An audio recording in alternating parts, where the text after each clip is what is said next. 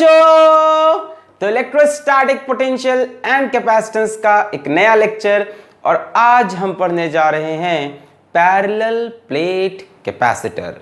Parallel plate capacitor, तो इसका जो प्रीवियस लेक्चर था इलेक्ट्रोस्टैटिक पोटेंशियल एंड कैपेसिटेंस 09, उसमें हमने आपको यह समझाया कि कैपेसिटर क्या चीज होती है, इंट्रोडक्शन टू कैपेसिटर दिया, ठीक है। और हमने एक स्फेरिकल कैपेसिटर भी डिस्कस कर लिया। ऑल्दो स्फेरिकल कैपेसिटर आपके सिलेबस में डायरेक्टली नहीं है, सिलेबस में ना पैरेलल प्लेट कैपेसिटर भरा हुआ है जो आज शुरू हो रहा है। पैरेलल प्लेट कैपेसिटर, यहाँ से लेके 4-5 लेक्चर पैरेलल प्लेट कैपेसिटर के बनेंगे और वहाँ से सवाल आने ही आने हैं। पर प्रीवियस लेक्चर आप जरूर देख लीजिएगा, मेरी रिकमेंडेशन है। सर आप तो बोलोगे ही, मतलब इसलिए कह रहे हैं कि कैपेसिटर का इंट्रोडक्शन मिल जाएगा कि कैपेसिटर होता क्या है, कैपेसिटेंस का फॉर्मूला क्या होता है, क्यों Q/V फॉर्मूला लेते हैं, ठीक है। स्फेरिकल कैपेसिटर क्या होता है, वो क्यों रिजेक्ट हो गया और क्यों हम पैरेलल प्लेट कैपेसिटर ले आया। तो अब आप वही बोलोगे सर समय नहीं है हमारे पास, कैसे देखें, हम तो बिजी आदमी हैं। एवेंजर एंड गेम देखने भी जाना है, समय बचाना है। तो कोई बात नहीं, उसको मैं थोड़ा सा यहाँ पे समराइज करने की कोशिश करूँगा। तो जल्दी जल्दी मैं प्रीवियस लेक्चर की चीज़ शुरुआत के 5-6 मिनट में बताऊँगा। तो अब जो बच्चे देख चुके हैं उसको वो बढ़ा लेंगे सर, बढ़ा लेंगे। So my name is Alak Pandey and this is your cute सा चैनल फिजिक्स वाला। चलिए स्टार्ट करते हैं। Parallel plate capacitor, parallel plate capacitor, parallel क्या है, पैरेलल प्लेट कैपेसिटर, ठीक है। तो पैरेलल प्लेट कैपेसिटर जानने से पहले आपको यह जानना जरूरी है कि कैपेसिटर क्या चीज होती है। तो प्रीवियस लेक्चर इसी पे था।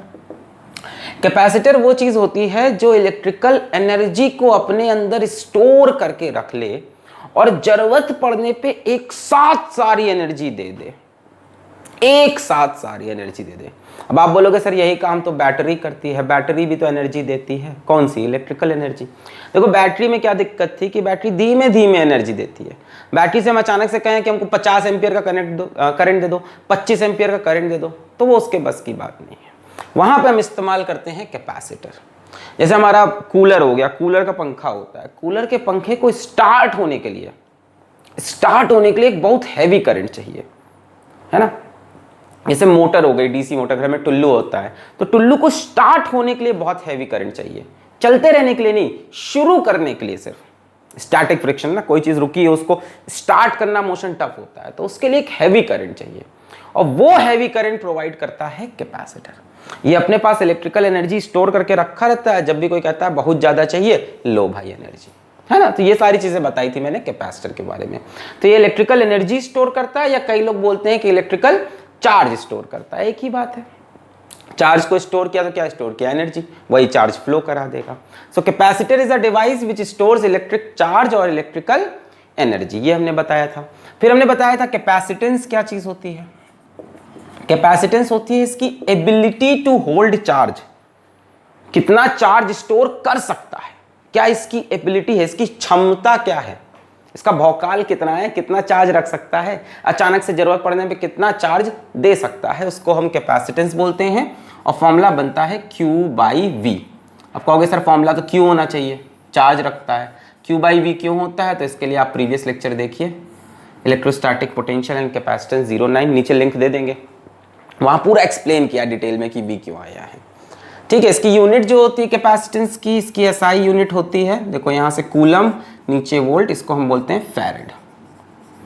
फिर हमने बात की थी, हमारे पास एक स्पेशल तरह का कैपेसिटर था, स्फेरिकल कैपेसिटर। कुछ नहीं होता है, एक स्फेरिकल कंडक्टर ले लो, कैपेसिटर बोल दें, कंडक्टर बोल दें, एक स्फीयर ले लो और स्फीयर पे चार्ज ला के इसे जमा करके रख दो। ये स्फीयर तुम चार्ज रखो, हम तुमसे जरूरत पड़ने पे चार्ज सारा ले लेंगे। ये होता है स्फेरिकल कैपेसिटर। पर ये हमारे इतना अच्छा काम नहीं आया ना, जब हमने इसको बनाया, इसको इस्तेमाल किया, पर मजा नहीं आया। और इसी को इंप्रूव करते करते करते करते हम पहुंचे पैरेलल प्लेट कैपेसिटर। काफी इंप्रूवमेंट हुए, हम सब स्किप कर रहे हैं, हम स्फीयर के बाद सीधा पैरेलल प्लेट कैपेसिटर आज स्टार्ट करेंगे। उससे पहले ये जानना जरूरी है कि ये रिजेक्ट क्यों हुए। तो ये रिजेक्ट हुए क्योंकि फर्स्ट वेरी लो कैपेसिटेंस, इनकी जो कैपेसिटेंस है, इनकी जो एबिलिटी टू होल्ड चार्ज है वो बहुत कम है। मैंने पिछले लेक्चर में बताया कितनी कम है, ये भी फील कराया था। और दूसरी प्रॉब्लम थी कि एनर्जी इज नॉट बाउंडेड, इनकी एनर्जी बाउंडेड नहीं है, बिखरी हुई है। जैसे यहाँ से देखो इलेक्ट्रिकल फील्ड लाइंस अगर मैं बनाऊँ तो ऐसे बनेगी, ऐसे बनेगी, ऐसे बनेगी, ऐसे। तो ये जो फील्ड लाइन्स है बाउंडेड नहीं है। कहाँ से निकलती है फील्ड लाइन? पॉजिटिव से। कहाँ जाती है? नेगेटिव। अब नेगेटिव कहीं है नहीं तो इन्फिनिटी पे जा रही है। तो इसमें जो एनर्जी है ना, वो ध्यान से देखो स्फीयर के सरफेस से लेकर इन्फिनिटी तक फैली हुई है। मान लो इसका रेडियस मैं आर बोल दूं स्फीयर का, तो एनर्जी आर से लेके इन्फिनिटी तक फैली हुई है यार। अब इस एनर्जी का क्या काम है? कोई काम आएगी क्या? अब जैसे मान लो एग्जाम के टाइम पे तुमको नोट्स चाहिए कि भैया नोट्स कहाँ मिलेंगे, नोट्स कहाँ मिलेंगे, तो तुम कभी अपने उस गधेले दोस्त के पास नहीं जाते जिससे नोट्स मांगने जाओ तो पहले ढूंढेगा कि इस अलमारी में नोट्स हैं, कि इस कबर्ड में नोट्स हैं, कि पलंग के नीचे नोट्स हैं, कि फ्रिज के अंदर नोट्स रख के बैठा हुआ है ना। तो ये वही हाल है कि एनर्जी है, तो एनर्जी है, स्टोर्ड है, पर बिखरी हुई है। एनर्जी डिस्ट्रीब्यूटेड है, इसके पास डिस्ट्रीब्यूटेड है। इसने जमा तो कर लिया है जिंदगी में एनर्जी, पर कभी मांगोगे तो दे नहीं पाएगा, किसी काम की नहीं है ना। नोट्स तो उसने बनाए थे, पर कोई इधर फेंका है कॉपी, कोई उधर फेंका है, कोई पन्ने में लिख दिया, कोई बुक के पीछे लिख दिया, सब इधर उधर बिखरा हुआ है।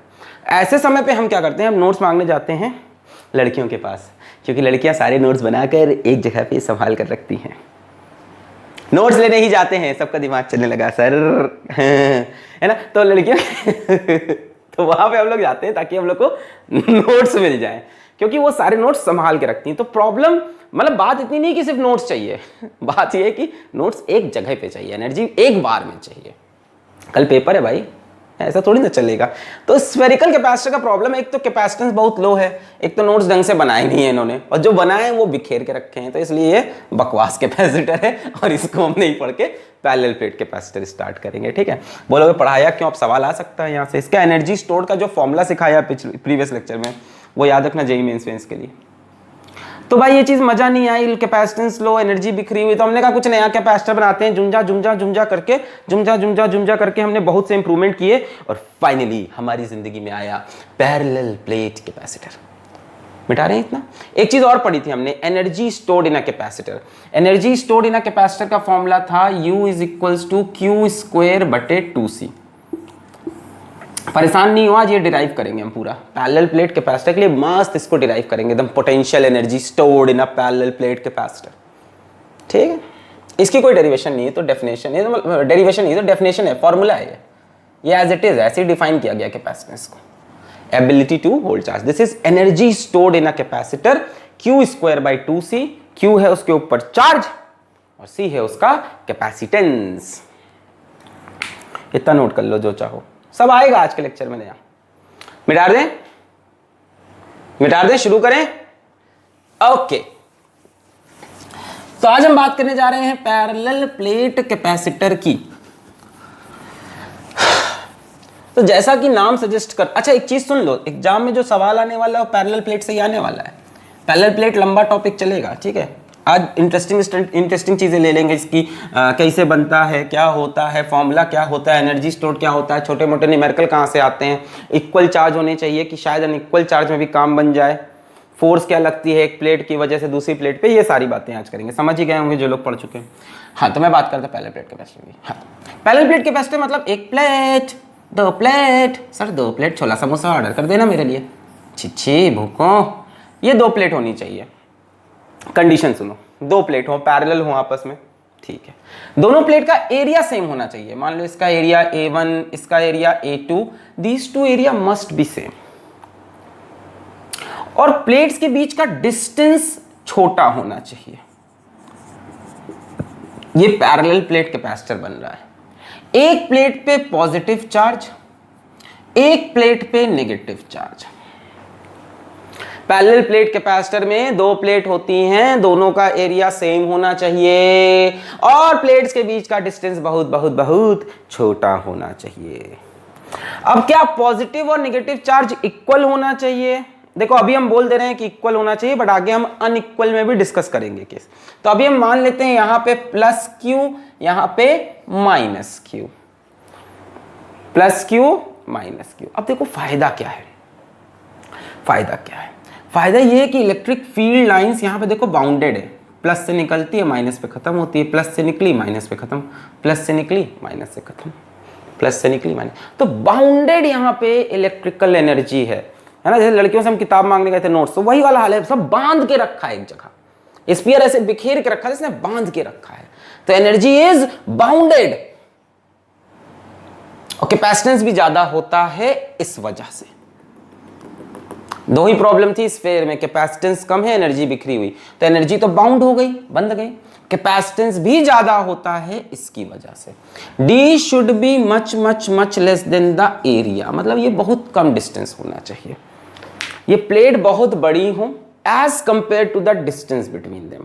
ये प्लेट इतनी बड़ी हो कि ये इनफाइनाइट प्लेट जैसा बिहेव करें। देखो तभी इलेक्ट्रिक फील्ड लाइन सीधी सीधी बनेगी, अगर इनफाइनाइट नहीं होता तो सीधी सीधी इलेक्ट्रिक फील्ड लाइन नहीं बनती। दोनों प्लेट्स इनफाइनाइट जितनी बड़ी हैं इसीलिए सीधी सीधी लाइन। अब आपका सवाल होगा सर इनफाइनाइट प्लेट घर पे कहाँ होती है ना, मतलब इलेक्ट्रिकल सर्किट में कहाँ इनफाइनाइट प्लेट होती है, कहाँ से लाओगे? तो यार इनफाइनाइट एक रिलेटिव टर्म है। मान लो यहाँ कोई छोटी सी चींटी है और इस बोर्ड को वो यहाँ से देख रही है, उस चींटी के लिए ये बोर्ड इन्फिनिटी जितना बड़ा होगा। यहाँ से कोई चींटी सोचो बोर्ड को देख रही है, उसके लिए बोर्ड इन्फिनिटी जितना बड़ा होगा, और मैं इस बोर्ड को देखूं तो मुझे छोटा सा दिख रहा है। यानी इनफिनाइट जो चीज होती है वो एक रिलेटिव टर्म है। अब ध्यान से देखो, मैं कह रहा हूं कि प्लेट का एरिया बहुत बड़ा है और बीच का डिस्टेंस बहुत कम है। अब सोचो इस छोटे से डिस्टेंस के बीच में एक छोटी सी चींटी आ गई, उस चींटी को दोनों प्लेट कैसी दिखेंगी? बहुत बड़ी, इनफाइनाइट जितनी बड़ी। तो ये प्लेट्स इनफाइनाइट प्लेट जैसी बिहेव करेंगी। क्या आपने electric field due to infinite plane sheet of charge पढ़ा है? क्या आपके टूथपेस्ट में नमक है? बताइए, पढ़ा है कि नहीं? Electric field due to infinite plane sheet of charge. तुमको इलेक्ट्रोस्टैटिक्स की कसम याद होना चाहिए तुमको ये चीज, है ना। तो D is much much less than area से क्या होगा? दो बातें होंगी, एक तो कैपेसिटेंस बढ़िया आएगा इसका, C बहुत मस्त आएगा, और दूसरी चीज प्लेट इनफाइनाइट प्लेट जैसा बिहेव करेंगे। So all these were the condition to form a parallel plate capacitor. S C Verma ऐसे ही बताते हैं कि दो प्लेट होती हैं जो पैरेलल होती हैं, जिनका एरिया बराबर हो, उनके बीच में डिस्टेंस कम हो, और वो साथ में ये भी बोल देते हैं कि एक प्लेट पे प्लस क्यू, एक पे माइनस क्यू। बट हम बोल रहे हैं कि डिफरेंट चार्जेस में भी खेल होगा। अच्छा, अगर कोई पूछे चार्ज ऑन कैपेसिटर क्या है, तो चार्ज ऑन कैपेसिटर इसको लिया जाता है प्लस क्यू। छोटी छोटी चीजें याद रखो। कोई आपसे पूछ ले इस कैपेसिटर पे चार्ज क्या है, तो जीरो मत बोल देना, ओवरऑल चार्ज जीरो दिख रहा है, पर ऐसा बोला नहीं जाता ना, तरीका है। Charge on capacitor is plus Q, charge on capacitor is plus Q. Positive वाले चार्ज को हम रिपोर्ट कर देते हैं। देखो ऐसा भी हो सकता है कैपेसिटर, ए चुक्कू, ये भी तो हो सकता है भैया। पैरेलल प्लेट है, दोनों का एरिया A1 A2 मान लो सेम हो जाए, A1 इक्वल टू A2 अभी लिखेंगे, और डिस्टेंस वेरी स्मॉल हो जाए, D वेरी स्मॉल हो जाए, और क्या इस पे प्लस क्यू चार्ज हो जाए, इस पे माइनस क्यू हो जाए। This is also capacitor, parallel plate capacitor. ऐसा थोड़ी ना है कि देखने में ऐसे रेक्टेंगल हो, ऐसे सर्कल सर्कल वाला भी खेल चल सकता है, ठीक है ना, ठीक है ना। अब आपसे मान लो हम पूछ लें कंडीशंस क्या है। कंडीशंस, अरे ये सब फालतू की चीजें, जल्दी से लिख लो कंडीशंस। तो पहली कंडीशन क्या है कि D should be much much much much smaller as compare to area. D बहुत छोटा होना चाहिए, इसकी वजह से इनफाइनाइट प्लेट भी बन जाएगी और इसकी वजह से कैपेसिटेंस भी बढ़ेगा, जो कि आगे हम आपको बताएंगे। दूसरी कंडीशन क्या है? Area A1 should be equal to A2, दोनों प्लेट्स का एरिया क्या हो? सेम हो। तीसरी condition plus Q minus Q, but उसको मत लिखना, चार्जेस चेंज भी करेंगे बट इनर सरफेस पे चार्ज हमेशा इक्वल एंड अपोजिट होते हैं। ये थोड़ा आगे समझाएंगे, ठीक है। अभी समझ लो इक्वल एंड अपोजिट, थोड़ी देर के लिए इक्वल अपोजिट चार्ज। फायदा क्या क्या हो रहा है इसमें? फायदा हो रहा है कि इलेक्ट्रिक फील्ड बाउंड हो रही है और कैपेसिटेंस हाई हो रहा है। नोट कर लें इतनी चीजें, नोट कर लें इतना। Parallel plate capacitor, parallel capacitor. अब इसमें एक सवाल आता है, जैसे बच्चे ने एक बार हमने क्लास में पूछा था, सर ये करोगे कैसे, कैसे करोगे सर, ये चार्ज लाओगे कैसे? तो मैंने उसको बहुत ही बढ़िया जवाब दिया। मैंने कहा मैं दो प्लेट लूंगा, इस प्लेट में से DQ चार्ज तोड़कर इस प्लेट पे डाल दूंगा, फिर इस प्लेट से DQ चार्ज तोड़कर इस प्लेट पे डाल दूंगा। यहाँ से DQ तोड़ते जाएंगे तो यहाँ माइनस माइनस माइनस साइन आएगा, यहाँ जोड़ते जाएंगे तो प्लस साइन आएगा। फिर उसने हमसे पूछा क्या सर चार्ज कैसे तोड़ोगे? तो मैंने उसको बोला कि भैया ये कंडक्टर है फ्री इलेक्ट्रॉन्स, तो मैं यहाँ से यहाँ इलेक्ट्रॉन ट्रांसफर तो कर सकता हूँ। अरे भैया कैपेसिटर किससे बनता है? कंडक्टर से। और कंडक्टर के सरफेस पे कंडक्टर के सरफेस पे भाइयों और बहनों क्या होते हैं? फ्री इलेक्ट्रॉन्स, मनचले इलेक्ट्रॉन्स जो इधर उधर भागना चाहते हैं। तो ओवरऑल क्या करेंगे? तो दो तरीके हैं समझने के। ऐसे समझ लो कि यहाँ से D Q d Q d Q d Q तोड़ के इसमें डालते जाएंगे तो ये प्लस प्लस प्लस, ये minus minus minus, Zumba Zumba Zumba. दूसरा तरीका क्या है कि यहाँ से इलेक्ट्रॉन उठा के इसमें डालो, कुचुक कुचुक कुचुक कुचुक, यहाँ से इलेक्ट्रॉन डालोगे इसमें प्लस प्लस प्लस, इसमें minus minus minus, Zumba Zumba Zumba. फिर बच्चे ने पूछा सर करोगे कैसे? ऐसे थोड़ी ना इलेक्ट्रॉन हाथ में आके से तोड़ के डाल दोगे। तो उसका भी तरीका है, इसको नोट करें, फिर आपको बताया जाएगा। बताया जाए। अरे जिंदगी कैसी है पहेली हाय। पैरेलल प्लेट कैपेसिटर समझ में आ रहा है? दो प्लेट्स होंगी, एक पे चार्ज प्लस की होगा, एक पे माइनस की होगा, दोनों का एरिया सेम होगा, बीच में डिस्टेंस कम होगा, इलेक्ट्रिक फील्ड बाउंडेड होगी, प्लेट्स इनफाइनाइट प्लेट जैसा बिहेव करेंगी। और कैसे बनाना है? मान लो यहाँ पे एक प्लेट लिया, यहाँ पे दूसरा प्लेट लिया, और इन दोनों को मैंने एक बैटरी से जोड़ दिया, एक सेल से जोड़ दिया। यहाँ प्लस चार्ज, यहाँ माइनस चार्ज। अब ये कंडक्टर, ये कंडक्टर, ये कंडक्टर, ये कंडक्टर, तो सर टिकट कौन देगा बस का? दोनों कंडक्टर है। तो ये कंडक्टर और ये कंडक्टर, कंडक्टर के पास है फ्री इलेक्ट्रॉन, ये जुड़ा है प्लस से, तो यहाँ से इलेक्ट्रॉन मन चले भागने लगेंगे प्लस की तरफ। यस और नो? सेल का काम क्या होता है? इलेक्ट्रॉन की सप्लाई करना? नो नो नो, सेल का काम होता है इलेक्ट्रॉन को चलाते रहना। तो इधर के इलेक्ट्रॉन थोड़ा जुम इधर फेंक देगा, चल रहे इधर, खचाक खचाक खचाक खचाक टू, तो इलेक्ट्रॉन यहाँ से निकल के इस पे आता जाएगा। यहाँ से 4 इलेक्ट्रॉन निकल गए तो यहाँ 4 प्लस चार्ज आ गया, यहाँ 4 इलेक्ट्रॉन आ गए, यहाँ 4 माइनस चार्ज आ गया। सो this is the way that you will get equal and opposite charge. एक सेल से कनेक्ट कर दो, जिधर से पॉजिटिव कनेक्ट करोगे इलेक्ट्रॉन टूट के, फ्री इलेक्ट्रॉन्स टूट के निकल जाएंगे। ये सब कोई पूछता नहीं है, मैंने बता दिया आपको। इसको बोलते हैं चार्जिंग ऑफ कैपेसिटर। अभी सीखेंगे इसको in detail, charging of capacitor. ऐसा नहीं कि ऐसे होता है, पूरा प्रोसेस सीखेंगे, रजिस्टर भी लगाना पड़ता है इसमें। हाँ तो भैया इतनी देर हमने जितनी बातें की, यहाँ से कुछ नहीं आता पेपर में। अब शुरू होगी कहानी कि क्या होता है पैरेलल प्लेट कैपेसिटर। जो नोट करना हो नोट कर लें, इस तरह से कैपेसिटर बना सकते हैं।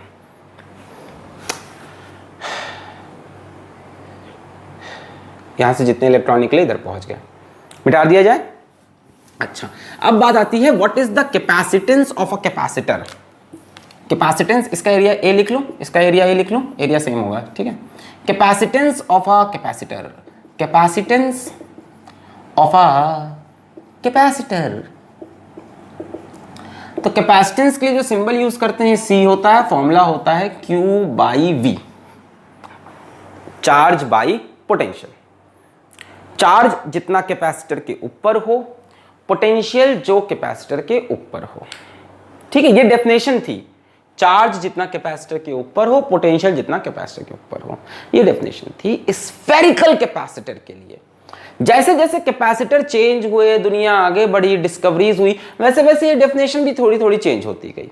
जैसे आज के टाइम पे डेफिनेशन क्या है? Charge upon potential difference between the plates.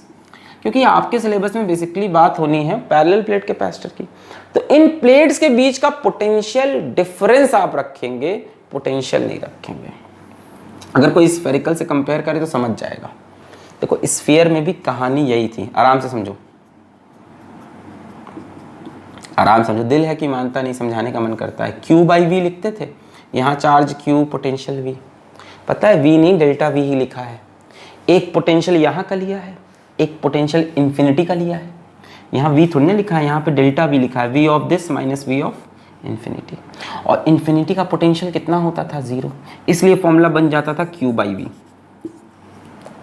यहाँ भी यही हुआ है, वो जो चीज इन्फिनिटी पे थी उसी को उठा के हमने बगल में रख दिया। यहाँ भी नेगेटिव प्लेट है यार, तुम्हें क्या लग रहा है कि इसके पास नेगेटिव प्लेट नहीं है? इसके पास भी है, स्फीयर के पास, बस इसकी नेगेटिव प्लेट इन्फिनिटी पे पड़ी थी, इसलिए उसका पोटेंशियल 0, इसलिए Q बाई V। उसी नेगेटिव प्लेट को उठा के पैरेलल प्लेट कैपेसिटर में इसके पास चिपका के रख दिया, तो इस पर डेल्टा V आ गया। सोचने का तरीका है, वैसे डेफिनेशन में मॉडिफिकेशन हुए थे, जो रियलिटी है। बाकी सोच के भी समझ सकते हो कि यहाँ पे नेगेटिव प्लेट इन्फिनिटी पे थी, तो असल में हम V नहीं ले रहे थे, डेल्टा V ही ले रहे थे, किसका? और इन्फिनिटी वाली प्लेट का। इसी को लाके यहाँ पे हमने चिपका दिया। अरे यही तो प्रॉब्लम थी स्फेरिकल कैपेसिटर की, कि इलेक्ट्रिक फील्ड लाइन इन्फिनिटी तक भाग रही थी, टुर टुर टुर टुर टुर। यही तो प्रॉब्लम थी कि इसकी जो इलेक्ट्रिकल फील्ड लाइन थी इन्फिनिटी तक भाग रही थी। तो हमने उसी में दिमाग लगाया कि चलो तुम इधर आओ, ई कुचुक ई कुचुक चिपका दिया, फील्ड लाइन को बांध दिया, अब फील हुआ। इसकी जो नेगेटिव प्लेट थी वो इन्फिनिटी पे पड़ी थी, यहां हम डेल्टा वी लिख रहे थे कि इसका पोटेंशियल है, इन्फिनिटी का जीरो पड़ रहा था। अब हमने क्या किया कि हम देख रहे हैं इलेक्ट्रिक फील्ड लाइन फैली हुई है, तो हमने इसको उठा के चिपका के रख दिया, तो अभी भी डेल्टा वी है, किसका पोटेंशियल है, किसका, अभी भी डेल्टा वी था इसका, और उसका इत्तेफाक से उसका जीरो था। सोचने का तरीका है सब। अदरवाइज आप याद रख सकते हो Q by delta we, Q by delta we. Q is the charge of capacitor.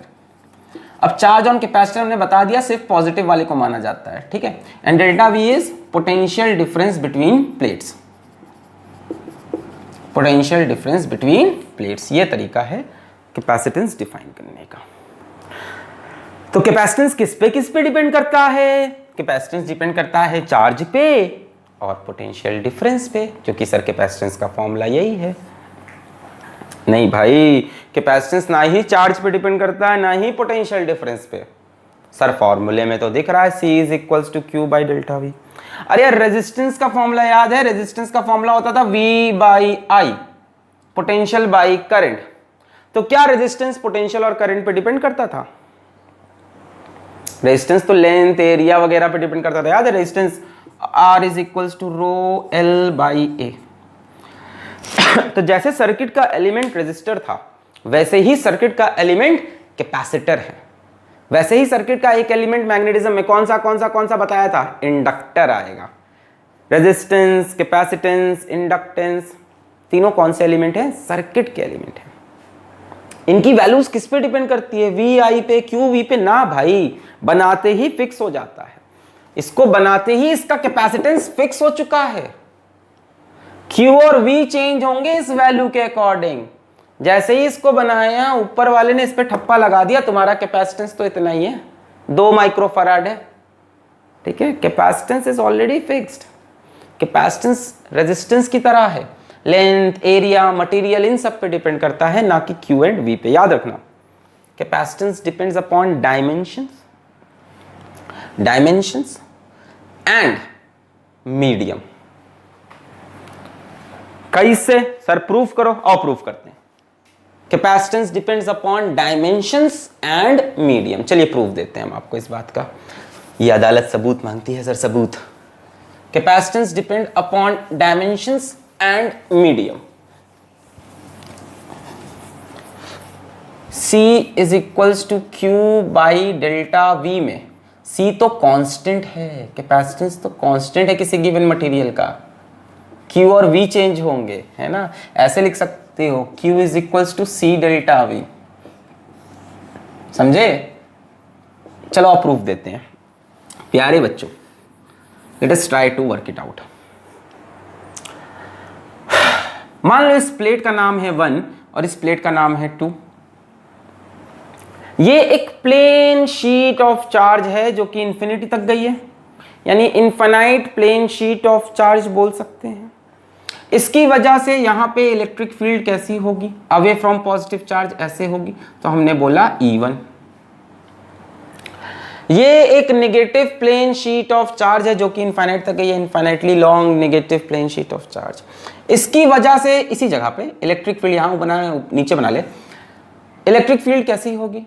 Towards the negative charge होती है, ऐसे। यानी पहली बात तो दोनों की इलेक्ट्रिक फील्ड एक ही डायरेक्शन में होगी, हाँ या ना। पॉजिटिव से अवे होती है, नेगेटिव के टुवर्ड्स होती है।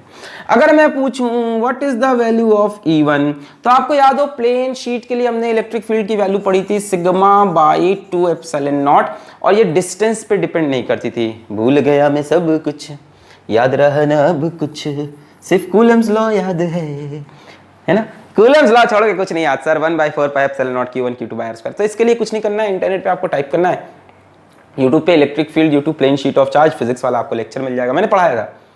प्लेन शीट ऑफ चार्ज की वजह से यहाँ पे इलेक्ट्रिक फील्ड होगी sigma by 2 epsilon not. Positive से अवे होगी, नेगेटिव के टुवर्ड्स होगी। अब बोलोगे सिग्मा क्या है? सिग्मा होता था चार्ज पर यूनिट एरिया,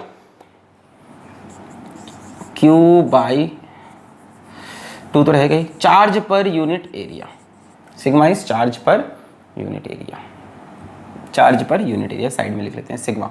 इस पे भी देखो सिग्मा होगा, इस पे भी सिग्मा होगा। अरे प्लस सिग्मा माइनस सिग्मा होगा तो सेम ना, दोनों का चार्ज डेंसिटी, चार्ज भी सेम है, एरिया भी सेम है। E2 की वैल्यू भी सेम होगी, sigma by 2 epsilon not. What is sigma? Sigma is charge per unit area, Q बराबर A, charge per unit area. तो electric field due to a plane sheet of charge जो कि infinitely long हो, plate के आसपास कहीं पे भी इलेक्ट्रिक फील्ड होती है सिग्मा बाई 2 एप्सिलॉन नॉट, चाहे पॉजिटिव हो चाहे नेगेटिव। प्लेट के आसपास यहां यहां यहां यहां यहां यहां यहां कहीं पे भी पॉजिटिव से इलेक्ट्रिक फील्ड अवे होती है नेगेटिव के टुवर्ड्स, तो इस पे भी सिग्मा ही होगी चार्ज डेंसिटी, इस पे भी सिग्मा, उसकी नेगेटिव में होगी। तो अभी नेगेटिव मत लिखो, वो तो हम डायरेक्शन ऑफ फील्ड ले ही रहे हैं ना नेगेटिव के हिसाब से। अगर मैं पूछूं what is the net electric field, the net electric field between the plates will be E1 plus E2, yes और no? Yes or no? E1 is sigma by 2 epsilon naught, E2 is also sigma by 2 epsilon naught, तो sigma by 2 epsilon naught plus sigma by 2 epsilon naught, बोला जय माता दी, कितना हुआ बच्चों? ये हो जाएगा sigma by epsilon naught. Sigma क्या है? चार्ज पर यूनिट एरिया, तो सिग्मा की वैल्यू रख देते हैं Q by A epsilon naught. This is the net electric field between the plates from positive to negative. बहुत बढ़िया। मान लेते हैं प्लेट्स के बीच का पोटेंशियल डिफरेंस डेल्टा वी है, तो क्या आप डेल्टा वी निकाल सकते हो? Delta V is equals to, कुछ पढ़ा था, ये पढ़ा था याद है, D V is equals to minus E dot D R, याद आया? नेगेटिव से तो पता चलता था किधर पोटेंशियल कम किधर ज्यादा, तो अभी इसकी भी जरूरत नहीं, तो D V is equals to, अगर मॉड देखें E dot D R, delta V is equals to electric field E है और इनके बीच का डिस्टेंस डी है। याद आया ये चीज? इलेक्ट्रिक फील्ड ई, बीच का डिस्टेंस डी, और ई और डी के बीच में एंगल कितना है? 0 डिग्री, तो डॉट हट जाएगा। ज्यादा कंफ्यूज ना हो यार, इसके सीधा ऐसे भी सकते हो, पोटेंशियल ई इंटू डी लिख सकते हो। ई डॉट डी आर होता है, मैं मान रहा हूं, मुझे वैल्यू चाहिए उसकी ना, नेगेटिव पॉजिटिव मतलब मैंने हटा दिया, और डॉट डी आर तो डिस्टेंस और इलेक्ट्रिक फील्ड का डायरेक्शन सेम है, तो 0 डिग्री होगा, cos 0 1 होगा, तो delta V is equals to E into d, E की वैल्यू हो गई Q बटे A epsilon not into d. अब आई भाई कैपेसिटेंस की बात, तो कैपेसिटेंस की डेफिनेशन कहती है Q बाई डेल्टा वी, तो C is equals to Q बटे डेल्टा वी, Q अपन delta V is Q D by A epsilon naught, Q ने Q को मार दिया, epsilon naught A by D। Capacitance कितना आया? Epsilon naught A by D। क्या कैपेसिटेंस चार्ज पे डिपेंड करता है? No sir. क्या कैपेसिटेंस पोटेंशियल डिफरेंस पे डिपेंड करता है? No sir. Capacitance depends upon area of plate, distance between plates and epsilon not, यानी मीडियम कौन सा यूज हुआ है, परमिटिविटी ऑफ मीडियम। नोट करें ये derivation for the formula of capacitance. छिच्छी छिच्छी, ऊपर का तो पूरा उड़ गया, छिच्छी छिच्छी छिच्छी के मेरी तो सिर अपनी टेरे रखे थे, चीची से चीची मैं एडजस्ट कर रहा है कैमरे को, पहले प्लेट की पिस्तर का camera on adjustment. Okay sir, ये तो आपको वीडियो के पहले करना चाहिए थे, नहीं? अभी क्लियर है? दिख रहा है? Q by delta we clear है?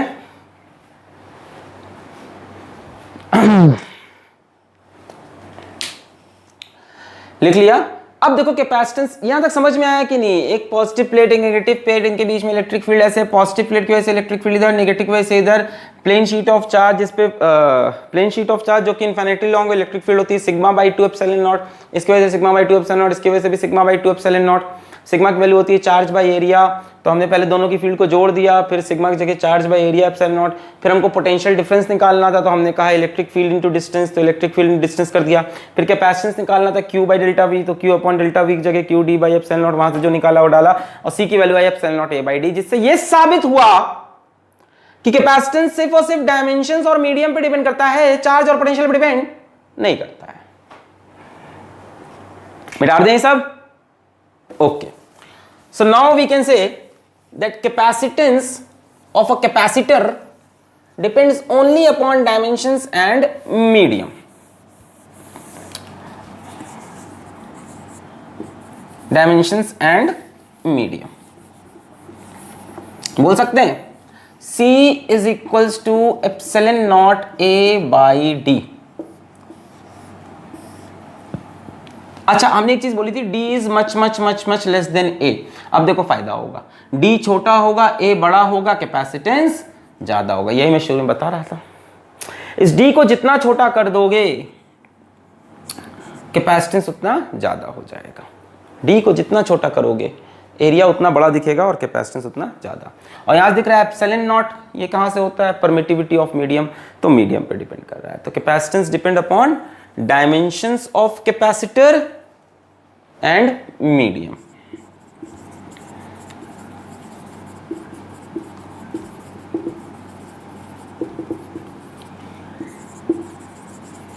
Q और डेल्टा V पे डिपेंड नहीं करता। Epsilon naught A by D, unit वही रहेगी फैराड। जनरली माइक्रोफैराड में मिलता है। चलो question, find the capacitance of this parallel plate capacitor, जिसका लेंथ है मान लो L, ब्रेथ है मान लो B, और इन प्लेट्स के बीच का डिस्टेंस है मान लो x, और ये एयर में रखे हैं। इधर प्लस माइनस, लेंथ है L, ब्रेथ है B, डिस्टेंस है बीच में x। कैपेसिटेंस बताओ, बहुत आसान है। Capacitance equals to epsilon naught into area of plate. Plate का एरिया कितना हो जाएगा, लेंथ इनटू ब्रेथ अपॉन बीच में डिस्टेंस कितना है x। इसका कैपेसिटेंस बताओ। दो सर्कुलर प्लेट ले ली हमने, they are placed at x distance apart, और दोनों का रेडियस स्मॉल r एयर में रखिए। बताओ कैपेसिटेंस कितना होगा, एप्सिलॉन नॉट A, एरिया कितना है पाई r square upon distance between plate x। x should be much much smaller as compared to the area or radius। Clear हो गया कैपेसिटेंस का formula, epsilon naught A by D, A area of plate, D distance between plate. Clear है, बहुत बढ़िया। चलिए अब करते हैं energy stored in a charged capacitor. ये हम स्फेरिकल कैपेसिटर में करा चुके हैं, अब पैरेलल प्लेट कैपेसिटर में सीखते हैं एनर्जी स्टोर्ड इन अ। तो भाई अगला टॉपिक क्या होगा अपना कि energy stored in a charged capacitor. Energy stored in a charged capacitor, कौन सी एनर्जी होगी, इलेक्ट्रिकल एनर्जी होगी। Energy stored in a charged capacitor, और आज बेसिकली बात हो रही है पैरेलल प्लेट कैपेसिटर की। ठीक है, वैसे जो फॉर्मूला हम डिराइव करेंगे वो सभी कैपेसिटर पे लगेगा। Energy stored in a charged capacitor, ये कौन सी एनर्जी है, इलेक्ट्रिकल एनर्जी है, और ये रुकी हुई एनर्जी है, थमी हुई एनर्जी है, यानी पोटेंशियल एनर्जी है। तो बेसिकली हम पोटेंशियल एनर्जी निकालेंगे जो कि एक चार्ज्ड कैपेसिटर में बस रही है। इस चार्ज्ड कैपेसिटर में कितनी पोटेंशियल एनर्जी बस रही है हमें पता लगाना है। ठीक है, मान लो यहाँ पे plus plus plus plus charge है, यहाँ पे minus minus minus minus charge है। इस पे हम चार्ज बोल देते हैं मान लो Q है, इस पे चार्ज बोल देते हैं माइनस Q है। ठीक है, मान लेते हैं इसका कैपेसिटेंस इस टाइम C है, और C आपको पता है कैसे निकलेगा, epsilon naught A by D से निकलेगा। अच्छा, अब हमसे पूछा इसमें कितनी एनर्जी स्टोर हुई है, तो यार इसमें एनर्जी स्टोर ही क्यों ही होगी, पहला सवाल तो ये आता है। देखो पहले इन दोनों प्लेट पे कोई चार्ज नहीं था शुरुआत में, तो कोई एनर्जी भी नहीं थी शुरुआत में। भाई दोनों प्लेट न्यूट्रल थी, मस्त रखी हुई थी। फिर आपने क्या किया कि इसमें से dq dq dq चार्ज तोड़ तोड़ के आप इस पे लगाते गए। भाई हुई तो कहानी यही है ना। देखो बैटरी लगाने से क्या हुआ, इलेक्ट्रॉन यहाँ से यहाँ गए, तो इसको ऐसे भी इमेजिन कर सकते हो कि यहाँ से यहाँ dq चार्ज तोड़ तोड़ के हमने रखा है। जस्ट इमेजिन कि आपने dq चार्ज तोड़ तोड़ के इस प्लेट से यहाँ रखा है। टोटल कितना चार्ज तोड़ के यहाँ से यहाँ ले गए, प्लस q। यहाँ से यहाँ q ले जाओगे तो इस पे माइनस q, भाई यहाँ से q चार्ज निकाल लोगे तो इस पे माइनस q आ जाएगा, इस पे प्लस q। तो dq करके हम चार्ज तोड़ते हुए ले गए। अब क्या होगा, पहली बार जब हमने इस प्लेट से कहा कि dq चार्ज तोड़ के हम इस पे रखेंगे, ना इसको दिक्कत हुई ना इसको दिक्कत हुई। क्या ठीक है, लो dq चार्ज पे थोड़ा सा ऐसे तोड़ के ऐसे फोर्स लगाई, इधर आके रख गया। जैसे ही dq चार्ज इस पे रखा तो इस पे पॉजिटिव चार्ज आ गया, इस पे नेगेटिव चार्ज आ गया। अब इसमें से dq चार्ज निकालना टफ हो गया, क्योंकि इस पे नेगेटिव चार्ज है तो और चार्ज निकालने नहीं देगा। और इस पे चार्ज जोड़ना टफ हो गया, क्योंकि इस पे पॉजिटिव चार्ज है तो आने वाले चार्ज को वो रिपेल करेगा। कहानी समझ में आ रही है। यानी पहला dq लाने में कोई दिक्कत नहीं है, छोटा सा चार्ज dq तोड़ के यहां से यहां रख दो, कोई मेहनत नहीं है। पर जैसे ही पहला डी क्यू रखा, इसके ऊपर थोड़ा सा पॉजिटिव, इसके ऊपर थोड़ा नेगेटिव, अब कोई चार्ज यहां से तोड़ के यहां लाना टफ है। जैसे ही हम चार्ज लाएंगे ये रिपेल कर देगा, यहां से पॉजिटिव चार्ज तोड़ा, ये रिपेल किया और ये अट्रैक्ट। यानी अब हमें करना पड़ेगा वर्क, अब लगेगी मेहनत। और ये जो वर्क हम करेंगे डी क्यू तोड़ तोड़ के यहां लगाएंगे, वही वर्क स्टोर होगा in the form of potential energy. जैसे मान लो यहां से आपने 1 कूलम यहां रख दिया, तो यहां +1 कूलम, यहां -1 कूलम। अब दूसरी बार यहां से 1 कूलम निकालना टफ है, क्योंकि इस पे नेगेटिव चार्ज है, ये पकड़ा रहेगा चार्ज को, और यहां रखना भी टफ है, ये रिपेल करेगा। तीसरी बार और टफ हो जाएगा, जैसे यहां +2 कूलम, -2 कूलम, फिर 1 कूलम निकाला तो ये और रिपेल करेगा। यानी धीमे धीमे ना ये चार्ज ट्रांसफर टफ होता जाएगा समय के साथ। सोचो ना यार, 2 प्लेट न्यूट्रल पड़ी थी, तुम एक के साथ एकदम अत्याचार किए जा रहे हो, चार्ज पे चार्ज निकाले जा रहे हो। पहली बार ठीक है, कुछ नहीं बोला, निकालते जा रहे हो है? तो आपका लगातार वर्क डन बढ़ता जाएगा समय के साथ, है ना। पहली बार छोटा सा वर्क डन हुआ DW, दूसरी बार और बड़ा वर्क डन हुआ, उसके बाद और बड़ा वर्क डन हुआ। करते करते करते आपने Q चार्ज ट्रांसफर किया, उसमें जितना वर्क डन हुआ चार्ज को ऐसे उठा के यहां तक लाने में, against the repulsive force, against the attractive force, that work done is stored in the form of potential energy. शुरू में पोटेंशियल एनर्जी क्या थी? 0। तो ओवरऑल हमें वर्क डन निकालना है, और हम ये भी समझ गए कि वर्क डन लगातार चेंज हुआ है। शुरू में बहुत कम काम कर रहे हैं, बाद में बहुत ज्यादा। एकदम लास्ट में सोचो यहाँ पे खूब ढेर सारा पॉजिटिव, खूब नेगेटिव, फिर एक पॉजिटिव तोड़ के यहाँ रखा, तो बहुत मेहनत लगी। तो हम क्या करते हैं कि इसमें समय का कहानी सोचते हैं कि जब टाइम 0 था, मैं समय हूं, तब चार्ज कितना रहा होगा? 0, दोनों पे 0। पोटेंशियल डिफरेंस कितना रहा होगा? Delta V 0। कोई पोटेंशियल, कोई चार्ज ही नहीं है दोनों पे, न्यूट्रल है, ये भी न्यूट्रल, ये भी न्यूट्रल, दोनों के बीच में पोटेंशियल डिफरेंस 0। कैपेसिटेंस कितना रहा होगा? C। ध्यान देना, capacitance does not depend upon Q and V। Capacitance तो डायमेंशन पे डिपेंड करता है, वो तो C रहेगा हमेशा, शुरू में, अंत में, बीच में। मान लो जब टाइम T है, उस टाइम आप Q चार्ज ट्रांसफर कर चुके हो, तो यहां से यहां Q चार्ज ला चुके हो, इस पे Q हो जाएगा, इस पे -Q, ऐसा कोई समय है बीच में। और उस टाइम जो पोटेंशियल डिफरेंस है प्लेट के बीच का, वो मान लो v है। क्या ये पोटेंशियल डिफरेंस निकाला जा सकता है? कैपेसिटेंस की वैल्यू बोलो, charge by potential difference. Charge Q है, पोटेंशियल डिफरेंस v। क्या पोटेंशियल डिफरेंस Q/C के इक्वल हो जाएगा? यहां से पोटेंशियल डिफरेंस Q/C लिख सकते हैं। Potential difference is always Q/C, C तो कांस्टेंट है ना। देखो यार, पोटेंशियल डिफरेंस नोट कर लो, पोटेंशियल डिफरेंस सिर्फ और सिर्फ चार्ज पे डिपेंड कर रहा है। जितना ज्यादा चार्ज ट्रांसफर करोगे, उतना ज्यादा पोटेंशियल का डिफरेंस होता जाएगा। थोड़ा सा चार्ज ट्रांसफर किया, थोड़ा सा पोटेंशियल और ट्रांसफर किया, और पोटेंशियल डिफरेंस। भाई पोटेंशियल का डिफरेंस हो किसकी वजह से रहा है? चार्ज की वजह से। तो Q/C आएगा, C तो कांस्टेंट है। जैसे मान लो टाइम जब इन्फिनिट हो गया, इन्फिनिट मतलब हो गया जितना ट्रांसफर होना था चार्ज का, तो Q की वैल्यू Q के इक्वल हो जाएगी, पूरा का पूरा चार्ज ट्रांसफर हो गया। इस time potential difference ΔV, total potential difference जो नेट आना है बाद में V के बराबर, ये इक्वल हो जाएगा net charge upon net capacitance, ΔV potential difference Q/C। बीच में स्मॉल Q/C, शुरू में भी Q/C ही है, Q की वैल्यू 0 होती है, 0। नहीं समझे? कैपेसिटेंस की वैल्यू देखो Q/V, capacitance value capital Q/V। Charge और पोटेंशियल चेंज हो रहा है, कैपेसिटेंस लगातार सेम है। कहानी समझे? जब समय 0 है तो चार्ज ट्रांसफर 0, पोटेंशियल डिफरेंस भी 0, कैपेसिटेंस C। जब टाइम T हुआ तो चार्ज ट्रांसफर हो गया Q, पोटेंशियल डिफरेंस उस टाइम का चार्ज अपॉन उस टाइम का कैपेसिटेंस, कैपेसिटेंस हर time same. Time infinite, charge Q, potential difference हमने बोल दिया कि लास्ट में चलो capital V which is Q/C। अच्छा, अब बात आती है वर्क डन के बारे में। ठीक है, अब बात आती है वर्क डन के बारे में। इसको मैं लिख देता हूं यहाँ पे, C is equals to Q/v, C is equals to capital Q/V। अब इसमें से कौन सी हम कहानी उठाएं? तो हम ये वाली कहानी उठाते हैं, बीच की, है ना, क्योंकि लगातार वर्क डन चेंज हो रहा है। बीच की कहानी उठा ली, जिस टाइम इस पे चार्ज Q है, इस पे -Q है, इनके बीच का पोटेंशियल डिफरेंस Q/C है। इस टाइम हम DQ चार्ज तोड़कर यहां से यहां लाए तो कितना वर्क करना पड़ेगा? यहां से यहां लाए कितना वर्क करना पड़ेगा? कैसे निकालें? डेफिनेशन ऑफ पोटेंशियल डिफरेंस याद है? potential difference between 2 points is equals to work done in bringing a charge from one point to the other point divided by the magnitude of charge। और work done कौन करता है? external agent। याद आया?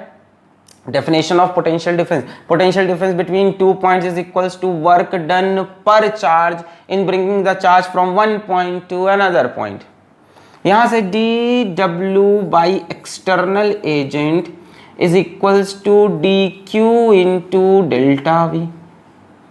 जो इस टाइम का potential difference है, इस टाइम का पोटेंशियल डिफरेंस है Q by C, तो dq into Q by C is the small work done.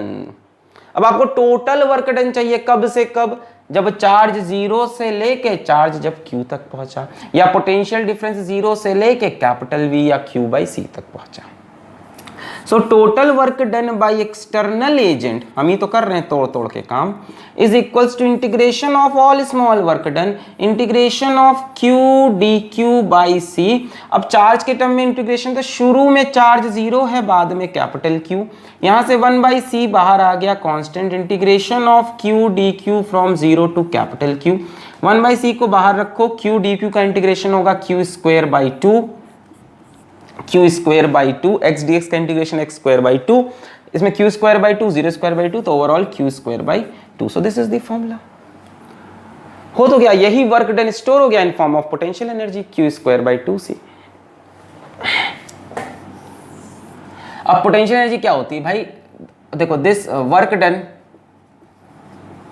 By external agent is stored in form of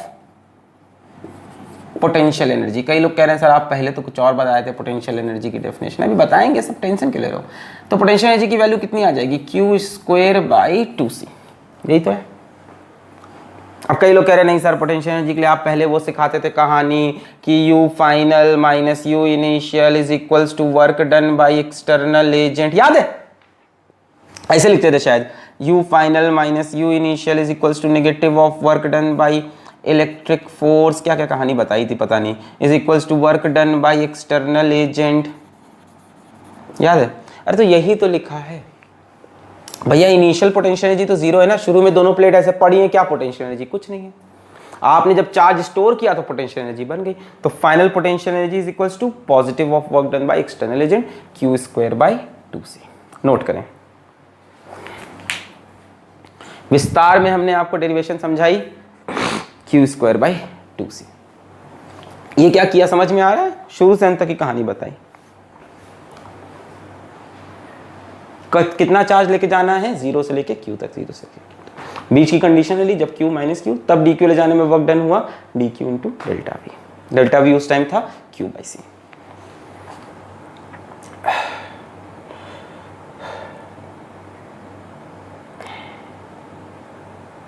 note कर लिया, छाप ले आराम से, समझ समझ के छाप लें। हो गया, मिटा रहे, मिटा रहे, okay. So finally you are getting that the potential energy in a charged capacitor, electrical energy कह लो, इलेक्ट्रिकल पोटेंशियल एनर्जी कह लो, in a charged capacitor is Q square by two C.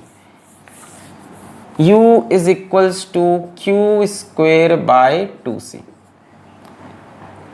अब किसी ने कहा कि पोटेंशियल एनर्जी हमें इस तरह से नहीं चाहिए, हमें इन terms of Q and V चाहिए, Q और V के टर्म्स, कोई दिक्कत नहीं है, यहाँ से C हटा दो, C is equals to Q by V।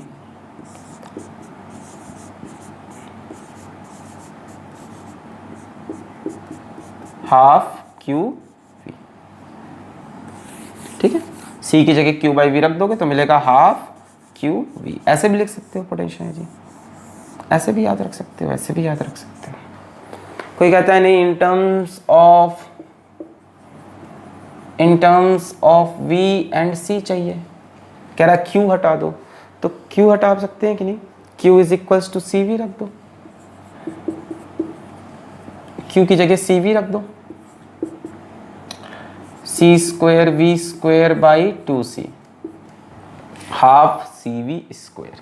तो क्यू की जगह यहाँ सी वी रख लोगे, सी स्क्वायर से एक C cancel, C V square, half C V square. तो कोई भी फॉर्मूला आप यूज कर सकते हो, ऑल आर करेक्ट।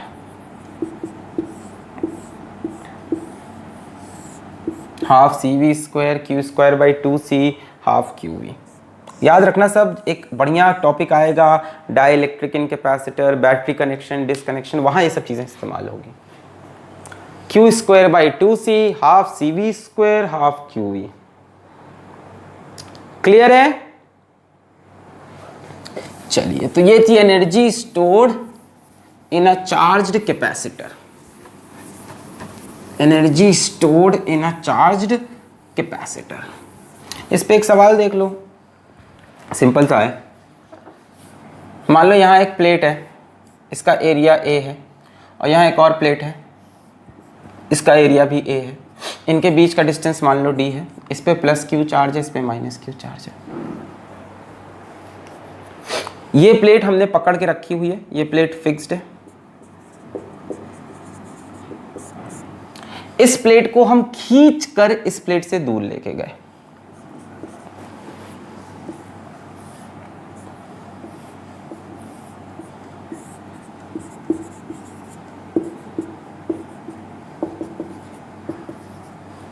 ठीक है ना? इसको पकड़ के रखा हुआ था, ये अभी भी फिक्स्ड है। इसको हम पकड़कर, दूसरी वाली को पकड़कर हम खींचकर D से 2D डिस्टेंस तक लेके गए। तो कैपेसिटेंस इसका क्या हो गया? डिस्टेंस बढ़ गया, कैपेसिटेंस घट गया, चार्ज सेम है, तो पोटेंशियल एनर्जी बढ़ जाएगी। तो पूछा है कि कितना वर्क डन करना पड़ेगा। पूछा है find the work done by external force. किसी एक्सटर्नल फोर्स द्वारा कितना वर्क करना पड़ेगा इस सिचुएशन से उस सिचुएशन में जाने के लिए। चलिए ट्राई करिए, आप खुद से ट्राई करिए। ये सब चीज़ें वैक्यूम में हो रही है, तो परमिटिविटी ऑफ वैक्यूम या एयर एप्सिलॉन नॉट होती है अपनी फ्री स्पेस की। ट्राई करें खुद से, बढ़िया सवाल। एक प्लेट को फिक्स रखा, दूसरे को खींच कर दूर किया, डिस्टेंस D से 2D हुआ, चार्ज सेम रहा। पूछा कितना काम करना, काम नहीं करना पड़ेगा क्या? अरे इसको ये चिपका के रखा हुआ है। कई लोग कह रहे हैं सर इसमें क्या काम है, खींच के दूर कर दो सर। ची इतने गंदे आंसर। अरे पॉजिटिव नेगेटिव को अट्रैक्ट करा हो कि नहीं? पकड़ के खींच के ले गए।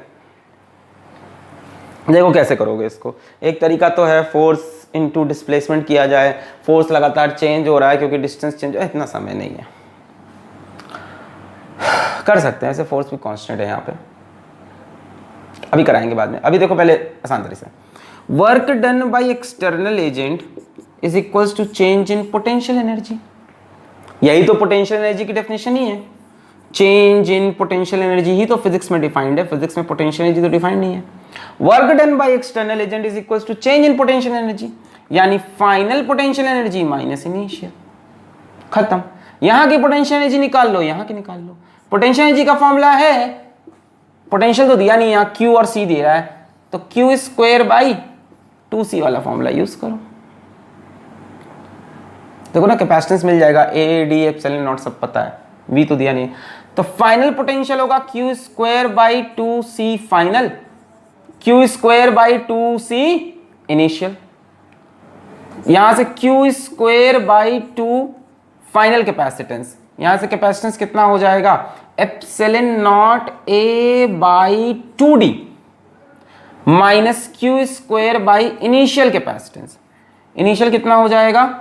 Epsilon naught A by D। बोलो सही है?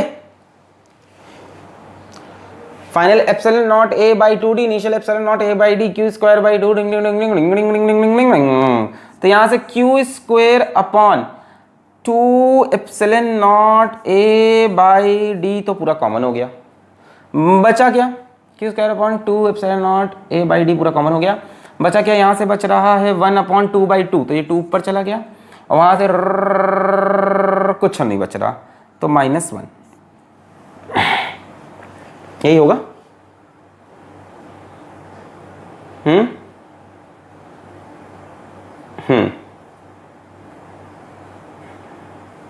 यही होगा। यहाँ से Q square upon 2 epsilon naught A by D, वहाँ से भी Q square upon 2 epsilon naught A by D common. यहाँ से 1 अपॉन 1 बाई 2, तो ये 2 ऊपर आ गया 2, माइनस वहां से तो कुछ नहीं बचा 1, सो this is Q square upon 2 epsilon not a, और ये डी ऊपर आ जाएगा D.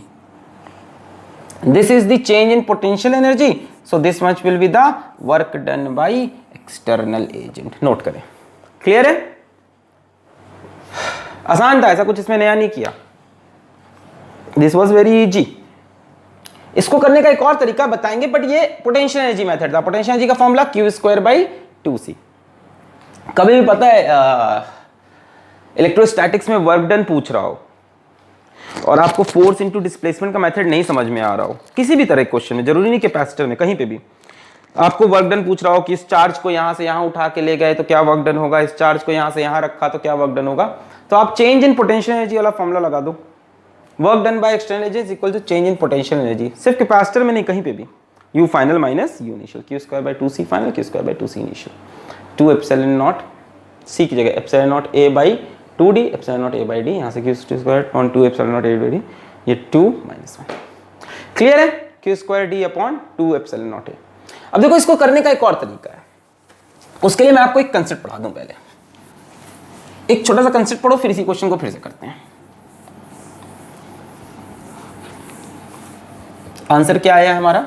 Find the work done by external force. तो हमारा आंसर आया था work done by external agent Q square D upon 2 epsilon not a.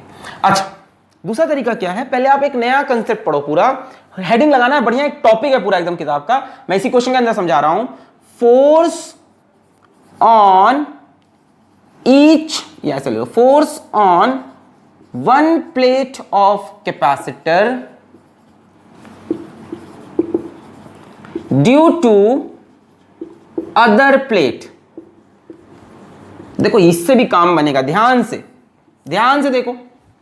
Force on one plate of capacitor due to other plate. भाई इसको ये खींच रहा होगा, इसको ये, दोनों पे अट्रैक्टिव फोर्स होगी, नो डाउट।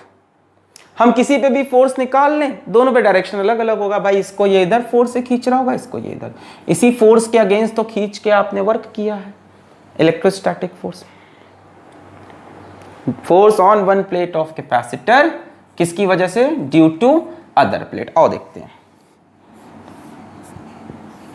ये टॉपिक है, मैं फिर से बोल रहा हूं, इसको एक टॉपिक जैसा नोट करेंगे ये नोट्स में। अच्छा, ये एक प्लेट, ये दूसरी प्लेट, यहां मान लो plus plus plus plus minus minus minus minus. चलो फिर से नामकरण कर लेते हैं, इसको बोलते हैं फर्स्ट प्लेट, इसको बोलते हैं सेकंड प्लेट।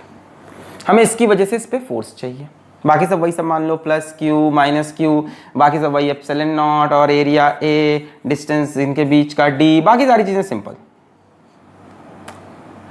इसकी वजह से इस पे फोर्स निकालेंगे। हमें बताओ electric field at 2 due to 1 कितनी होगी? ऐसे लिखते हैं ना, E21 ऐसे लिखते हैं ना, electric field at 2 due to 1 ऐसे लिखते हैं। Electric field at 2 due to 1 कितनी होगी? पहले बताओ। इस प्लेट की वजह से यहां पे कितनी इलेक्ट्रिक फील्ड होगी? तो ये इनफाइनाइट प्लेट जैसा बिहेव करेगा, इसकी वजह से इलेक्ट्रिक फील्ड कितनी आ रही थी? Sigma by 2 epsilon not. तो it will be sigma by 2 epsilon not.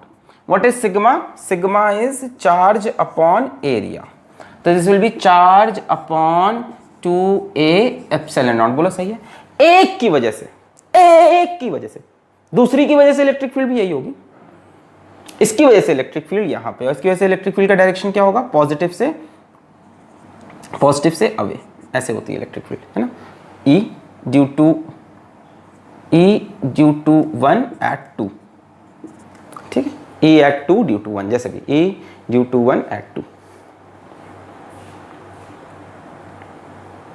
ठीक है, ऐसे ही लिख लेते हैं इसको भी। चलो ऐसे, यहां पे electric field at 2 due to 1। अच्छा, यहां तक समझ में आया? हाँ। अब इस इलेक्ट्रिक फील्ड की वजह से नेगेटिव प्लेट पे एक फोर्स लगेगी नहीं? लगेगी।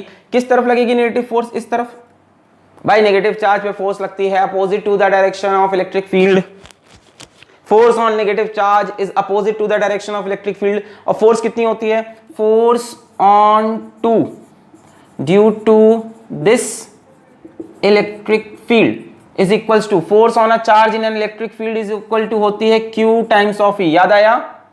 Force on a charge placed in electric field Q times of E, negative पे लगती है अपोजिट टू फील्ड, भाई इसकी वजह से फील्ड ऐसे ही होगी ना, और फोर्स लगेगी इधर। चार्ज कितना है इसके ऊपर, कैपिटल Q, इलेक्ट्रिक फील्ड कितनी है, ये रही Q upon 2A epsilon not, तो ये कितना हो गया, ये हो गया Q square upon 2A epsilon naught, and that is the answer of course. The force on any one plate due to other plate is Q square upon 2A epsilon naught. Note करो, फिर इससे ये सवाल समझाते हैं। This force is constant, ध्यान से देख लो, एक की वजह से दूसरे पे इलेक्ट्रिक फील्ड आ रही है सिग्मा बाई 2 एप्सिलॉन नॉट, दूसरे वजह से पहले पे भी उतनी आएगी। इलेक्ट्रिक फील्ड की वजह से फोर्स लगेगी, force on 2 due to this E, कोई चार्ज इलेक्ट्रिक फील्ड में होता है तो उस पर फोर्स लगती है QE, इस पे चार्ज Q है, electric field E, Q square by 2A epsilon not, इतनी फोर्स इस पे लग रही है। इसको नोट कर लो, ये अपने आप में एक टॉपिक है, force on one plate of capacitor due other plate, इतनी फोर्स ये इस पे लगा रहा होगा, बस डिफरेंस इतना है, इस पे फोर्स इधर लगेगी, इस पे फोर्स इधर लगेगी, Q square upon 2A epsilon naught. Note कर लिया, Q square upon 2A epsilon not, कितनी फोर्स लगती है, कितनी फोर्स लगती है, Q square upon 2A epsilon naught, Q square upon 2A epsilon not. अब देखो ये सवाल और हलवा हो गया, ये चीज जानने के बाद, इस पे कितनी फोर्स इधर लग रही है, Q square upon 2A epsilon not, तो आप भी कितनी फोर्स लगाओगे, F एक्सटर्नल कितनी अप्लाई करोगे, F इलेक्ट्रिकल के बराबर, तभी तो मूव करा पाओगे, उससे थोड़ी सी ज्यादा, करीब करीब बराबर, यानी फोर्स लगाओगे Q square upon 2A epsilon naught. देख रहे हो कांस्टेंट फोर्स है, charge constant, area constant area, ठीक है। तो work done by external agent is equals to force into displacement, ये रही force Q square upon 2A epsilon naught, और डिस्प्लेसमेंट कितना किया, D से 2D, यानी डिस्प्लेसमेंट हुआ D का। मैच किया कि नहीं, so both way are correct. अब ये याद रखोगे, force on one plate due to other plate is Q square upon 2A epsilon naught. ये एक टॉपिक है, याद रखना, force on one plate due to other plate is Q square upon 2A epsilon not. तो इतनी force से इधर खिंच रहा था, हमने एक्सटर्नल फोर्स भी इतनी ही लगा दी, force constant into displacement is work done. Clear है, नोट कर लिया, मिटा दें, ओके। वैसे तो इस लेक्चर में कुछ बचा नहीं, सारे पॉइंट हो गए हैं, पर एक इंटरेस्टिंग सा कंसेप्ट मेरे दिमाग में आया था, जो मैंने यहां पे आपको स्टार्टिंग में बताया था। क्या हो अगर दोनों प्लेट पे चार्ज अलग अलग हो जाए, तब क्या कैपेसिटेंस अलग आएगा, तब क्या कैपेसिटर बन भी पाएगा। What if we have different charge on each plate? What if we have different charge on each plate? ठीक है, ऐसा हो सकता है, क्यों नहीं हो सकता भाई, प्लेट पे चार्ज देना है, किसी ने कुछ और दे दिया। मान लो किसी ने कहा कि इस प्लेट पे चार्ज Q1, इस प्लेट पे चार्ज Q2, एरिया वगैरह A, डिस्टेंस वगैरह D, वो सब सेम है। Will this become a capacitor? And if yes, what will be its capacitance? If yes, what will be the charge distribution? अभी तक तो आप बोल रहे थे इक्वल अपोजिट चार्ज होते हैं on each face of each plate। दोनों प्लेट के दो दो फेस है ना, एक अंदर की तरफ एक बाहर, प्लेट है ना, प्लेट है ना, इसका एक अंदर फेस एक बाहर फेस है। Charge distribution on each face of each plate. अब देखो कैसे करना है इस सवाल को, एक अच्छा सवाल बन गया है। देखो ये जो चार्ज Q1 है, ये इस प्लेट के दो सरफेस पे डिस्ट्रीब्यूट होगा, एक अंदर वाले सरफेस पे, एक बाहर। ऐसे प्लेट ऐसे रखी हैं, तो ये Q1 कुछ यहाँ पे आएगा, कुछ यहाँ पे, इस तरह से Q2 कुछ यहाँ पे और कुछ यहाँ पे। लास्ट में हम समरी लिखवा देंगे, पर पहले अभी सुन लो। मान लेते हैं यहां पे चार्ज आया Q, तो बच्चों यहां पे कितना चार्ज होगा, टोटल इस प्लेट पे चार्ज कितना है Q1, अंदर की तरफ Q, तो बाहर Q1 माइनस Q। मान लेते हैं यहां पे चार्ज आया X, इस प्लेट पे टोटल चार्ज कितना है Q2, अंदर x तो बाहर हो गया Q2 माइनस x। ठीक है, अब बात आती है कि ये सब चार्जेस की वैल्यू क्या है, अंदर क्या चार्ज है, बाहर क्या चार्ज, यही तो है ना charge distribution on each face of plate, each face of each plate. इसके बाद कैपेसिटेंस की बात भी कर लेंगे, टेंशन ना लो, पहले यहां तक आओ। बोला सही है, हमने बोला इधर क्यों, इधर। अभी हम बात करें कि जब डिफरेंट मान लो दे दिया कि एक पे 10 कूलम चार्ज, एक पे 5 कूलम चार्ज, तो क्या कैपेसिटर बनेगा तो किस फेस पे कितना चार्ज, इस तरह के सवाल। अब हम क्या करेंगे, अब हम एक कंसेप्ट लगाएंगे। कंसेप्ट बच्चों ये होगा कि electric field inside a conductor कितनी होती है, सब लोग एक सुर में बोले। Electric field inside a conductor कितनी होती है, सब लोग एक सुर में बोले। Electric field inside a conductor 0 होती है। तो एक पॉइंट इस प्लेट के अंदर, इस प्लेट की थिकनेस के अंदर, बात समझ रहे हो, ये प्लेट है कुछ, इसकी थिकनेस के अंदर बीच में एक पॉइंट लिया, और इस प्लेट की थिकनेस के अंदर बीच में एक पॉइंट, यहां पे एक पॉइंट लिया मैंने A, और यहां पे एक पॉइंट लिया B। A और B पे क्या इलेक्ट्रिक फील्ड होगी, बताओ क्या लगता है। इसकी थिकनेस के अंदर है, समझ रहे हो ना, सरफेस पे नहीं, थिकनेस के अंदर, inside this material, inside this. क्या लग रहा है बताओ, यहां पे कितनी इलेक्ट्रिक फील्ड होगी, 0 होती है inside a conductor. So electric field at point A is 0 as well as electric field at point B is 0। Why? Because both A and B are inside conductor, thickness के अंदर लिए हैं, inside conductor. अब इसी concept को हम exploit करके कहानी खेल जाएंगे पूरी, charge distribution on each face निकालेंगे। कैसे बच्चों, किसी भी चार्ज की वजह से कितनी इलेक्ट्रिक फील्ड होगी भाई, मान लो इस पूरी प्लेट का एरिया कैपिटल A है, इधर का भी एरिया कैपिटल A, तो इलेक्ट्रिक फील्ड कितनी होती है, sigma by 2 epsilon naught, plane sheet of charge की वजह से। ठीक है, तो A पॉइंट पे इलेक्ट्रिक फील्ड इसकी वजह से भी होगी, इसकी वजह से भी, इसकी वजह से भी, इसकी वजह से भी। सारे चार्ज को पॉजिटिव मान लो, अभी जो नेगेटिव होगा अपने आप चार्ज नेगेटिव होके खेल खेल लेगा। A पॉइंट पे इसकी वजह से इलेक्ट्रिक फील्ड इधर होगी, इसकी वजह से इधर, इसकी वजह से इधर, इसकी वजह से इधर। जरा A पॉइंट की इलेक्ट्रिक फील्ड लिखने की कोशिश करते हो, electric field at point A, इसकी वजह से इलेक्ट्रिक फील्ड राइट डायरेक्शन में, so sigma by epsilon naught, sigma मतलब Q अपॉन एरिया। हर एक चार्ज की बात कर रहे हैं, यहां ये वाला चार्ज, यहां ये वाला, यहां ये वाला, sigma by, sigma is Q by A। तो इस चार्ज की वजह से Q1 minus Q upon area into epsilon not, बोलो सही है, मल्टीप्लाइड बाई 2 भी है, चलो 2 भी ले लिया। किस तरफ है, इस तरफ। इसकी वजह से इधर आएगी तो माइनस लगा दिया, minus Q upon 2A epsilon not, बोलो समझ रहे हो। किसी भी सरफेस पे अगर Q चार्ज होता तो इलेक्ट्रिक फील्ड उसकी वजह से Q बाई 2 एप्सिलॉन नॉट होती। मैंने कहा सारे चार्ज पॉजिटिव मानो, Q1 में से Q गया तब भी पॉजिटिव है, Q2 में से X गया तो भी पॉजिटिव है, नेगेटिव होगा अपने आप खेल हो जाएगा वहां पॉजिटिव नेगेटिव का।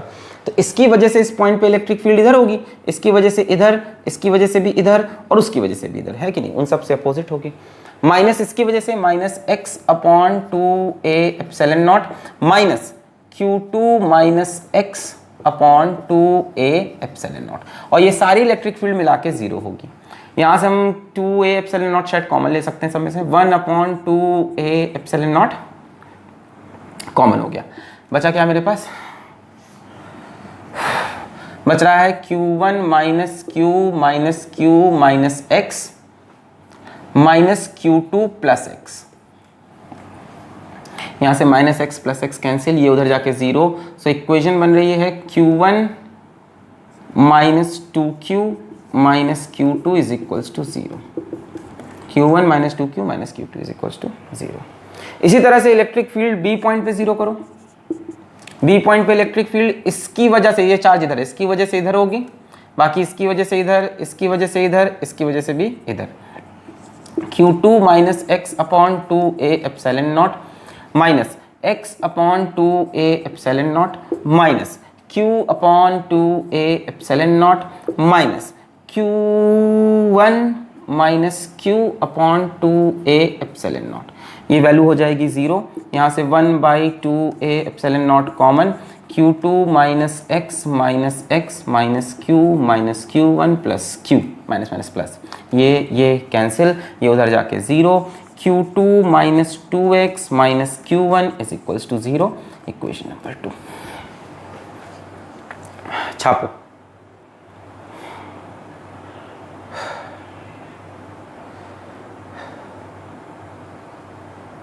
क्लियर है? क्लियर है? यहां से Q की वैल्यू मिल जाएगी आपको, स्मॉल q की value Q1 minus Q2 by 2। Small q की वैल्यू यहां से देखो Q1 minus Q2 by 2। Small q की value Q1 minus Q2 by 2, Q1 minus Q2 by 2। यहां से x की वैल्यू मिल जाएगी, x की वैल्यू हो जाएगी Q2 माइनस Q1 बाई 2, यानी इसका just opposite, x is minus of Q1 minus Q2 by 2, ऐसे भी लिख सकते हो। हाँ लिख सकते हो, देखो ना, x is equals to Q2 minus Q, यहाँ से 2x इधर आएगा, Q2 माइनस Q1 बाई 2 आएगा, तो मैं इसको माइनस Q, इसका जस्ट अपोजिट जो कि हम चाहते थे, इक्वल एंड अपोजिट चार्ज। अब यहाँ क्या करोगे, Q2 माइनस x, x की वैल्यू यहाँ से निकाल लो यार, ये है, इसमें से ये माइनस कर देना, आ जाएगा। जरा करो एक बार सॉल्व करो, फिर हम आपको बता दें। सॉल्व करो, क्या क्या आ रही है, Q की वैल्यू ले ली, x की वैल्यू ले ली, Q की वैल्यू यहाँ से मिली Q1 minus Q2 by 2, x की वैल्यू नीचे से आ रही Q2 माइनस Q1 बाई 2, तो मैंने उसको minus Q1 by Q2 by 2 इसका अपोजिट लिखने का चाहा कि जब आप कैलकुलेट करोगे, मिटा रहे हैं आप, अच्छा जब आप कैलकुलेट करोगे इसको बच्चों, so what you will get, concept समझ में आया, करने का तरीका इसको बहुत सही तरीका होता है कि कंडक्टर के अंदर इलेक्ट्रिक फील्ड जीरो। जब आप सॉल्व करोगे तो you will find that this is coming out to be Q2 minus x की वैल्यू अगर आप निकालोगे तो ये आएगा Q1 प्लस Q2 बाई 2, और ये भी आ जाएगा Q1 plus Q2 by 2, that's it. अंदर जो चार्जेस आएंगे वो इक्वल एंड अपोजिट आएंगे, इक्वल एंड अपोजिट, और डिफरेंस डिवाइड बाई 2। बाहर जो चार्ज आएंगे वो सेम आएंगे, इक्वल अपोजिट नहीं, अंदर इक्वल एंड अपोजिट। कैसे निकालोगे, डिफरेंस बाई 2, और बाहर सेम आएंगे ऐड करके डिवाइड बाई 2। यार कैपेसिटेंस के ऊपर कोई फर्क नहीं पड़ेगा, capacitance will remain epsilon naught a by d। अरे भैया capacitance does not depend upon charge and potential, बस यही तो बोला था, इक्वल एंड अपोजिट चार्ज रखो, आ तो गया अंदर वाली प्लेट पे equal and opposite charge, d small रखो, एरिया सेम रखो, कैपेसिटेंस विल रिमेन एप्सिलॉन, उसको दिक्कत नहीं है। चार्ज डिस्ट्रीब्यूशन की बात थी कि क्या ये कैपेसिटर बनेगा, बिल्कुल बनेगा, Inder equal and opposite charge, तो टेंशन नहीं लेना। एग्जाम में अगर डिफरेंट चार्ज भी दिया है तो अंदर क्या करो, डिफरेंस बाई 2, सामने उसका नेगेटिव, बाहर ऐड करके डिवाइड बाई 2। जैसे सवाल आ गया, फाइंड द चार्ज डिस्ट्रीब्यूशन, मान लो यहां पे 10 माइक्रोकूलम, यहां पे -4 माइक्रोकूलम, हमसे कहा चार्ज डिस्ट्रीब्यूशन बताओ, इनर एंड आउटर सरफेस। बाहर क्या करना है, दोनों को ऐड, 10 -4 डिवाइड बाई 2, इधर भी 10 -4 डिवाइड बाई 2 ऐड कर लिया, Q1 Q2। अंदर सब्ट्रैक्ट, इसमें से ये सब्ट्रैक्ट करोगे तो हो जाएगा 10 + 4 डिवाइड बाई 2, और यहाँ इसका जस्ट अपोजिट, इसका जस्ट अपोजिट, तो ये कितना हो गया 10, भाई minus minus Q1 minus Q2 है ना, इसमें से माइनस करो प्लस हो जाएगा, 10 + 4 हो गया 14 डिवाइड बाई 2 7 माइक्रोकूलम, और यहाँ इसका जस्ट अपोजिट -7 माइक्रोकूलम। बाहर ये 10 - 4, इसमें से बाहर ऐड करना होता है तो ऐड ही किया एक तरह से, तो 6/2 3 माइक्रोकूलम, यहाँ पे भी सेम 3 माइक्रोकूलम। जरा मिलाओ, 3 7 10, -7 और 3 -4, दिख रहा है, 3 7 10 -7 और 3 -4। क्लियर है? जैसे इसका बताओ चार्ज डिस्ट्रीब्यूशन, चलो कमेंट में बताना, अब इसको हम यहीं पे छोड़ते हैं, कौन बताना, ठीक है। यहाँ मान लो 3 माइक्रोकूलम, और यहाँ मान लो हम ले लेते हैं यहाँ ले लेते हैं, चलो 6 माइक्रोकूलम, यहाँ ले लिया 8 माइक्रोकूलम। इसका चार्ज डिस्ट्रीब्यूशन बताओ, और कैपेसिटेंस पे तो कोई फर्क नहीं पड़ेगा। अंदर क्या आएगा, यहाँ पे डिफरेंस डिवाइड बाई 2, यहाँ उसका अपोजिट, बाहर sum divide by 2, sum divide by 2।